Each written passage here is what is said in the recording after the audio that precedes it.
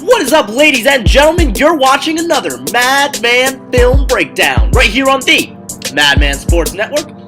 It's been a while. I apologize. I figured with March Madness going on and a combination of that and finals week that I'd kind of put this aside, let us all just enjoy the tournament.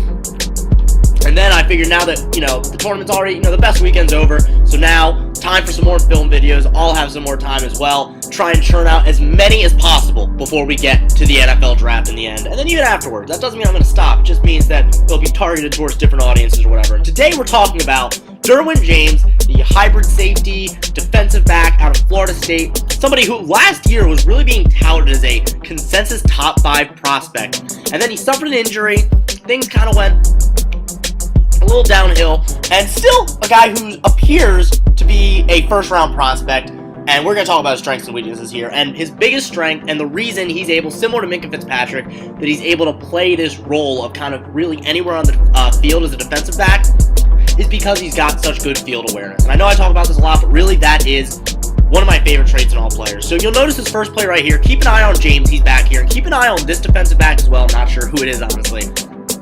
Keep an eye on where both of them are when the ball is about to leave the quarterback's hands. So, ball is snapped.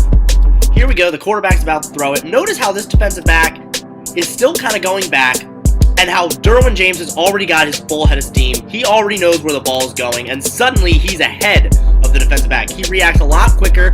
He knows where the ball ends up, and all three of them are able to get in there on the tackle. Now again, him and that other defensive back both got there at the same time. This defensive back had a couple of yards ahead of separation, and Derwin still had the quicker reaction time. You noticed that quickly. Really impressive that he's able to see right when the ball is about to leave the quarterback's hands, he's able to make that play. Here's another one here. You'll notice him right here. Right here, again, notice the ball has not even left the quarterback's hands yet, and notice how Derwin is already starting to go ahead. He has his eye on both the quarterback and the target, and suddenly he runs in. The ball ends up being dropped, but he was right there. He would have been there to make the tackle if the ball had been caught. Just a really nice job of, again, seeing exactly where the quarterback's eyes are. Quarterback is looking in this direction. It could have been any of these targets, and then as soon as the ball leaves his hand, that's when he goes in for the strike. Gets in there quickly, has that nice closing speed. He's a really phenomenal athlete. I know I don't really talk about that as much. These players, kind of because you can see it. You don't need me to tell you that players are great athletes. If they're fast, they're fast. But he does have really good closing speed, which just adds to him being such a really nice prospect in general. So here's another one right here. You'll notice him. He's lined up over here, and then as the ball is going to be snapped, he's going to kind of come out. Here he is actually right up there. And notice again, you see the ball is leaving his hands again. Notice there he is right there. You saw him leave the screen for a second, but he comes in again. And notice how even from far away he got there. He would have closed in before this running back even had a chance to break outside. Would he have actually made the tackle? We'll never know. The ball was dropped. But again, notice there he is. He lines up kind of outside, and right away as the ball is leaving his hands, he's getting ready to close in. And look at that closing speed again. He would have been there to make a stop if need be. Here's another one right here. This shows not just awareness, but really good patience. So keep an eye on him, and notice the way he kind of evades blockers as well. Basically what's going to happen is the quarterback's going to throw just a little what appears to be some sort of screen route or some sort of short out flat route. And you're going to notice Derwin James right here again. And notice the way that he just patiently waits for a hole to open up and goes in and clogs the lane. Keep an eye on him here. So yeah, it's actually a handoff play. My apologies there. Notice the way he weaved around this lineman, and now he's clogged up this gap. This running back now has nowhere to go, and it's partially because James comes in, and then he ends up coming in and saving. That's what I like too, is he doesn't let his teammate take care of it. Even though he ends up whipping, Derwin comes in and closes and finishes it off. That's some nice toughness right there. Now here's another one right here. You'll take a look. Ball is thrown, and again, notice he's already closing in right as the ball is leaving the quarterback's hands. Nobody else really seems to know what's going on. Derwin does. Already has a full head of steam. And again, he ends up going down. Derwin still kind of comes in and hits him. That's a good NFL play right there. That just kind of shows that maybe he's getting ready and he watches a lot of NFL football. Bad play on the college level. Not great awareness there, because I don't know if that turned out being a penalty or not, or if they let it slide. Maybe the whistle didn't blow. I'm not sure. I didn't hear. But the NFL, you gotta like that he comes in, and even though the guy's on the ground, he doesn't let him get back up and make that play. If he does that at the NFL level, that's great. Here, a little concerned. Forget if there was a flag or not. Either way, you still gotta like his closing speed in there, and the way that he stopped once he went down, then he kind of just picks it up there. A little bit of a lapse of judgment, but on Sundays, that's gonna be huge.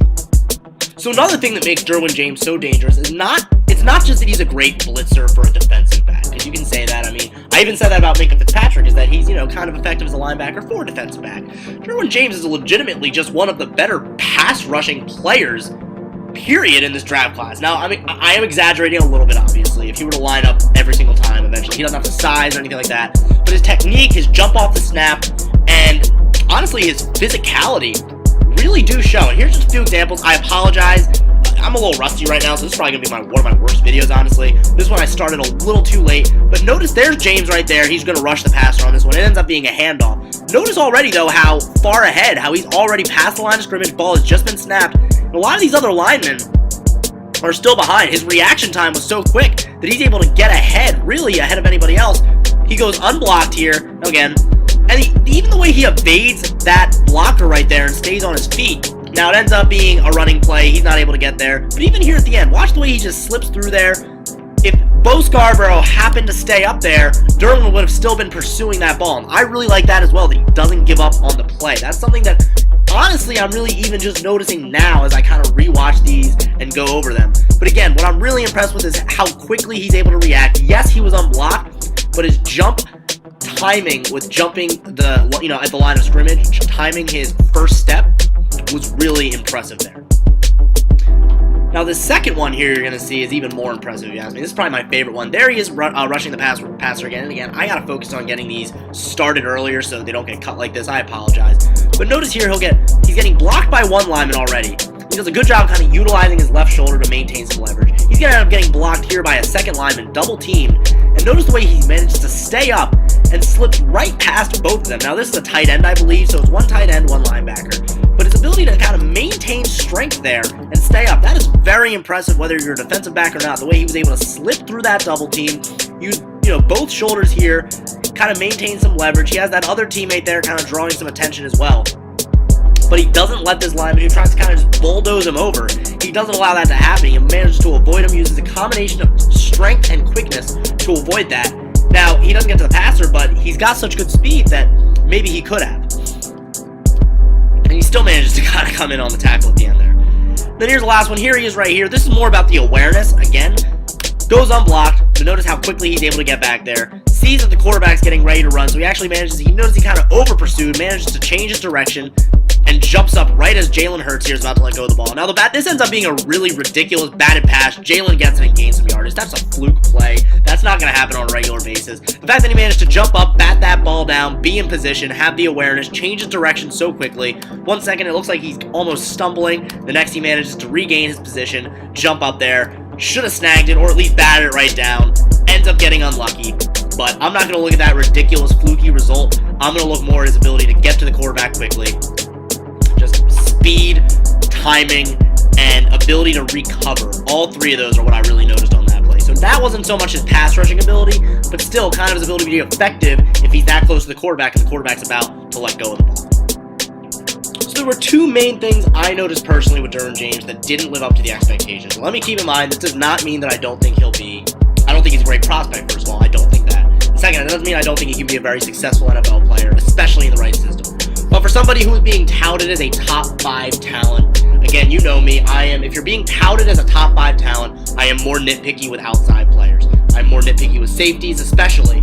I'm more nitpicky with safeties, really, wide receivers, and running backs. If you're going to be touted as a top 5 prospect at any of those positions, you better be unbelievably perfect. If you're a top 5 talent as a pass rusher and you still have some things to work out, but you're really talented and you're going to have an impact, that's fine. If you're a safety, though, you better be a nearly perfect prospect if I'm going to take you in the top 5. That's just my philosophy. If you disagree, that's fine. Tell me why. I'm curious to hear. One, and I can't really define it as a weakness, so I'm not going to really show any, but I didn't really notice him I watched 4 different games, and I kind of flip-flop between years, too, pre-injury, post-injury. I watched 4 different games, and I didn't really notice him in coverage that often, and the few times I did see him kind of give up some completions. Now, again, could I be wrong? Could he be great in coverage? Sure, I don't have the all-22. I didn't get to see it all. I'm just basing it on what I've seen. So I'm concerned. I'm not sold on his coverage abilities, whereas with Minka, I can see it.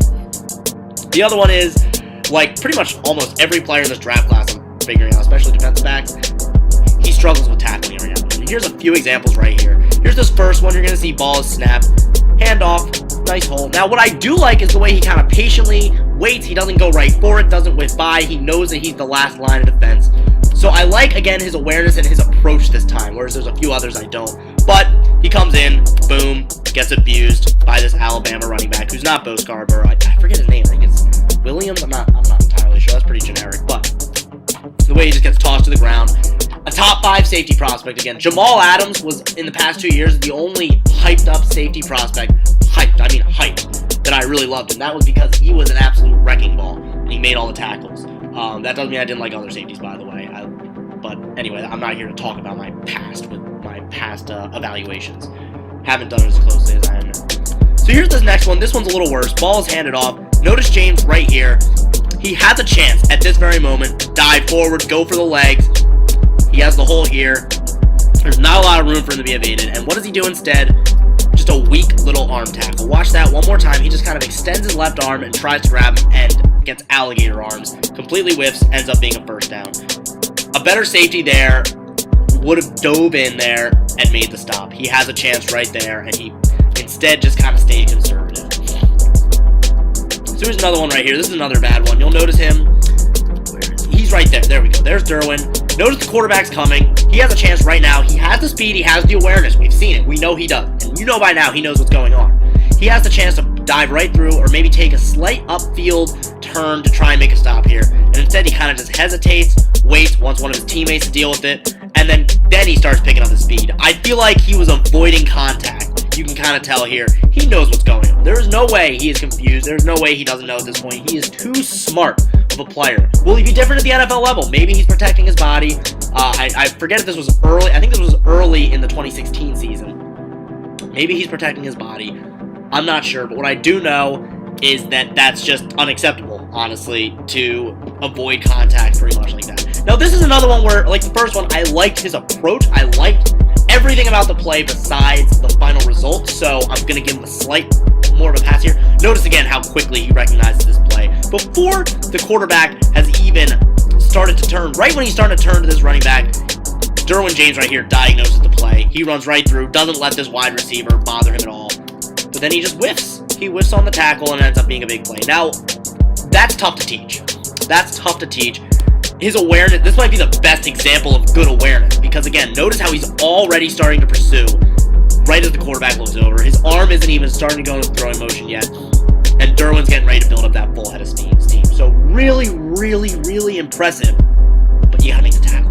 Because at the NFL level, for a college prospect, that's why I'm still high on Derwin James. I think he can be a very good player.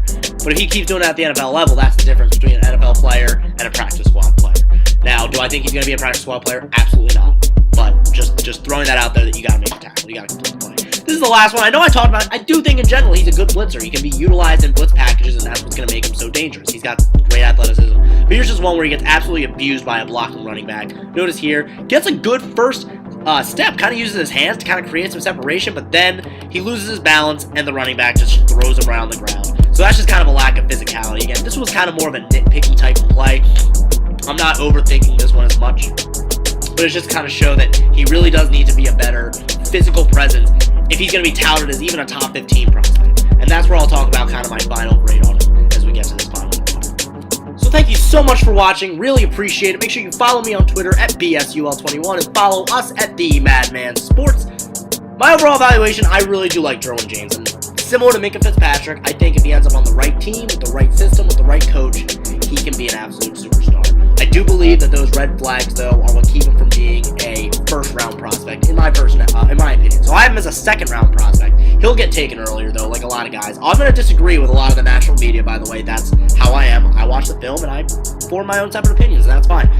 If you have a different type of grade on Derwin James, let me know. I'd be happy to hear your opinion. I love hearing it all. Thanks again, guys. Let me know. I have a few players lined up. Dallas Goedert and, I don't know if that's how it's pronounced. Oh, well. And James Washington are a couple players that were mentioned in comments, so I'm going to try and prioritize those as well. If you have a player you want me to go over, just throw it in the comment and I'll try to get to them. I am going to still throw in some of the guys that I really want to get to, make sure I get to before we get to draft day. Thanks again, guys. Another one should be coming for you pretty soon. Thank you for the patience as well. I apologize for the delay I've had, but you won't be seeing that again.